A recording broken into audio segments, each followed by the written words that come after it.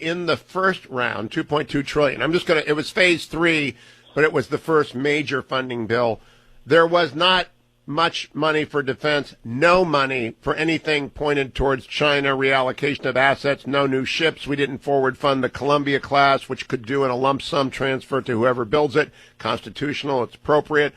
Will you allow that to happen again? No money for defense in a $2.2 trillion bill that is in response to a Communist Party of China's indifference to the world?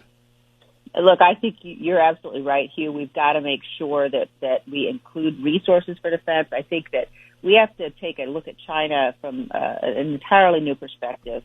Frankly, I think that there are many of us who've been focused on the threat from China for a number of years. I think what we've seen now with respect to this crisis is, people who have been ignoring it or looking the other way have really got to face facts. And it is a threat that we face that is all encompassing. I mean, if you look at what you're mentioning in terms of what the Chinese have been able to do from a military perspective, the extent to which we cannot let them have an advantage. We've got to make sure that we overcome them in a whole range of areas.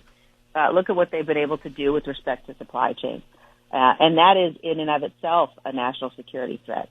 The extent to which they now produce so many of the pharmaceuticals that we need, produce so many of the components that go into pharmaceuticals that are produced in other countries, and the real national security threat that poses.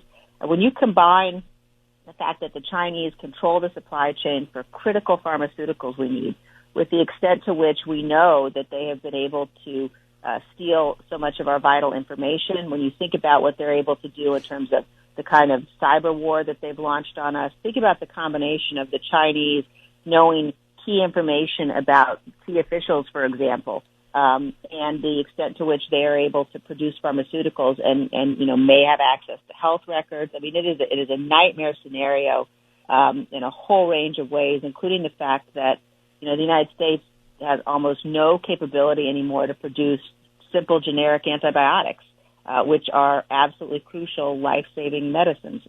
We cannot allow this to go on, and it's going to be very important that we ensure that we find ways that we basically say, all right, that's it, no more supply chain. We've got to move that supply chain out of China, while we also are combating them from a military perspective around the world and frankly in space as well.